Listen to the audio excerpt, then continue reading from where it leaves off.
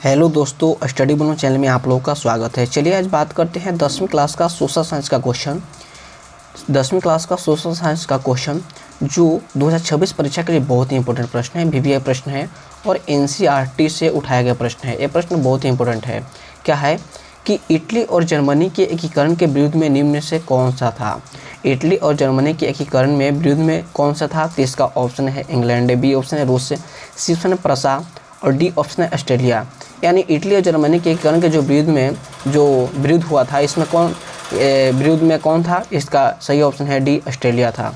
और दूसरा नंबर प्रश्न बहुत ही इंपॉर्टेंट है, वीवीआई प्रश्न है कि इटली वर्तमान में से महाद्वीप के अंतर कौन से महाद्वीप के अंतर्गत आता है?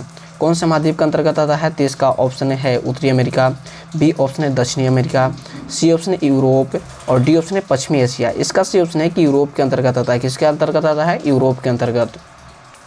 और तीसरा नंबर प्रश्न बहुत ही इंपॉर्टेंट है। ये प्रश्न तो बार बार 10वीं क्लास की परीक्षा में पूछी जाती है। क्या है कि काउंट काबूर को विक्टर एमुलियन ने किस पद से नियुक्त किया था? किस पद से नियुक्त किया था? तो इसका ऑप्शन ए है सेनापति, बी ऑप्शन है फ्रांस में राजदूत, सी ऑप्शन है प्रधानमंत्री, डी ऑप्शन है गृह मंत्री और गृह मंत्री प्रधानमंत्री। ये इसका सही ऑप्शन है कि प्रधानमंत्री से नियुक्त किया गया था। किससे? प्रधानमंत्री से। और चौथा नंबर प्रश्न तो बहुत ही इंपॉर्टेंट है। ये प्रश्न तो हर साल यानी 2025 में भी पूछा गया था 10वीं क्लास में कि मेजनी का संबंध किस गठन से है? मेजनी का संबंध किस गठन से है? तो मेजनी का संबंध किस गठन से है? तो कार्बोनोरी से है। किससे? कार्बोनोरी से। और पांचवा नंबर प्रश्न बहुत ही इंपॉर्टेंट है। ये भी प्रश्न बहुत ही इंपॉर्टेंट वीवीआई प्रश्न है। क्या है 2026 परीक्षा के लिए कि फ्रैंकफर्ट फैक्ट की संधि कब हुई थी? जो फ्रैंकफर्ट फैक्ट की संधि हुई थी कब हुई थी? तो इसका ऑप्शन है 1864 में, इसका ऑप्शन ए है 1864 में, बी ऑप्शन है 1866 में और सी ऑप्शन है 1970 में और डी ऑप्शन है 1871 में। इसका सही ऑप्शन है कि फ्रैंकफर्ट फैक्ट की संधि कब हुई थी? तो 1871 ईस्वी में फ्रैंकफर्ट फैक्ट की संधि हुई थी। और 16 नंबर प्रश्न बहुत ही इंपॉर्टेंट है कि किस फसल को उजला सोना कहा जाता है? किस फसल को उजला सोना कहा जाता है? तो इसका ऑप्शन ए है गन्ना, बी ऑप्शन है कपास, सी ऑप्शन है तंबाकू और डी ऑप्शन है रबड़। यानी ये भी प्रश्न बहुत ही इंपॉर्टेंट है कि किस फसल को उजला सोना कहा जाता है? तो इसका सही ऑप्शन है कि जो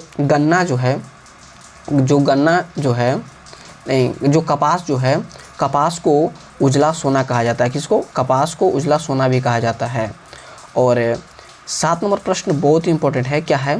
ये भी प्रश्न वीवीआई प्रश्न है 2026 परीक्षा के लिए कि भारत में कौन सा राज्य सबसे अधिक गेहूं उत्पादन करता है?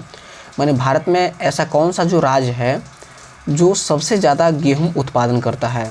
तो इसका ऑप्शन है हरियाणा, बी ऑप्शन है पंजाब, सी ऑप्शन है उत्तर प्रदेश और डी ऑप्शन है मध्य प्रदेश। इसका सी ऑप्शन है कि जो उत्तर प्रदेश जो राज्य है, भारत का एक ऐसा राज्य है जो गेहूं उत्पादन में सबसे अधिक उत्पादन कौन सा राज्य करता है? तो उत्तर प्रदेश करता है। और 8 नंबर प्रश्न बहुत ही इंपॉर्टेंट है। ये प्रश्न तो हर साल परीक्षा में पूछी जाती है। 2025 में भी पूछा है, 24 में भी, 2023 में भी पूछा था, यानी 2026 में भी जरूर पूछा जाएगा। क्या पूछेगा कि निम्न में से कौन सा रबी फसल है? निम्न में से कौन सा रबी फसल है?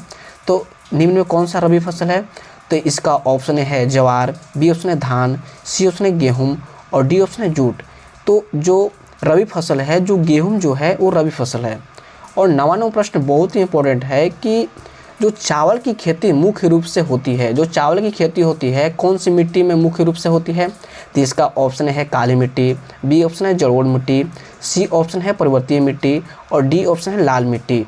इसका सही ऑप्शन है कि जो चावल की खेती होती है इसे मुख्य रूप से किस में किया जाता है? तो इसका सही ऑप्शन है जलोढ़ मिट्टी में किया जाता है। किसमें?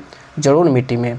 10 नंबर प्रश्न तो बहुत ही इंपॉर्टेंट है। ये प्रश्न हर साल पूछी जाती है कि इनमें से कौन सा योजना आयोग के पदेन अध्यक्ष होते हैं?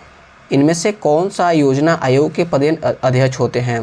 तो इसका ऑप्शन है प्रधानमंत्री, इसका ऑप्शन है प्रधानमंत्री, बी ऑप्शन है योजना मंत्री, सी ऑप्शन है राष्ट्रपति और डी ऑप्शन है इनमें से कोई नहीं।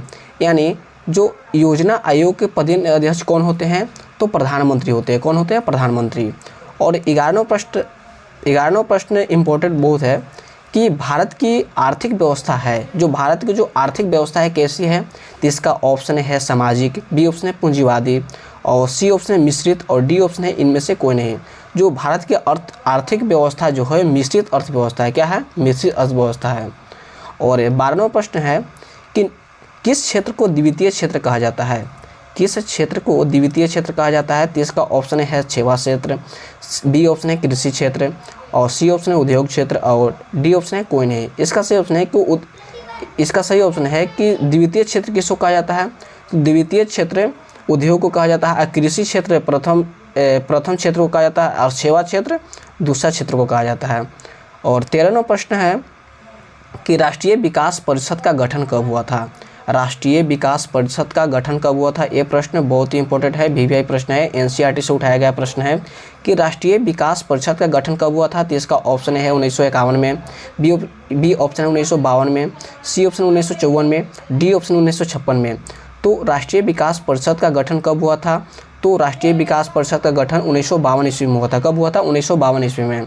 और 14वां प्रश्न है कि भारत के प्रथम पंचवर्षीय योजना का कार्यकाल था। जो भारत में प्रथम पंचवर्षीय योजना का कार्यकाल कब से कब तक था?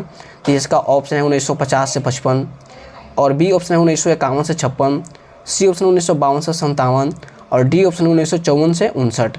यानी भारत की प्रथम पंचवर्षीय योजना का कार्यकाल कब से कब तक था? तो 1951 से 1956 तक था। कि कब तक था? 1951 से 1956 तक। और 15वां प्रश्न है कि किस क्षेत्र को तृतीय क्षेत्र कहा जाता है? ये प्रश्न बहुत ही इंपॉर्टेंट है, वीवीआई प्रश्न है कि किस क्षेत्र को तृतीय क्षेत्र कहा जाता है? तो किस क्षेत्र को तृतीय क्षेत्र कहा जाता है? तो इसका ऑप्शन है सेवा क्षेत्र, बी ऑप्शन है कृषि क्षेत्र, सी ऑप्शन औद्योगिक क्षेत्र, और डी ऑप्शन है इनमें से कोई नहीं। जो सेवा क्षेत्र है इसे तृतीय क्षेत्र कहा जाता है। और 15 प्रश्न से अपनी वाणी को विराम देते हैं। और स्टडी बोनस चैनल को सब्सक्राइब करें, बेल आइकन को प्रेस करें और ज़्यादा से ज़्यादा शेयर करें। मिलते हैं नेक्स्ट वीडियो में। जय हिंद, जय भारत।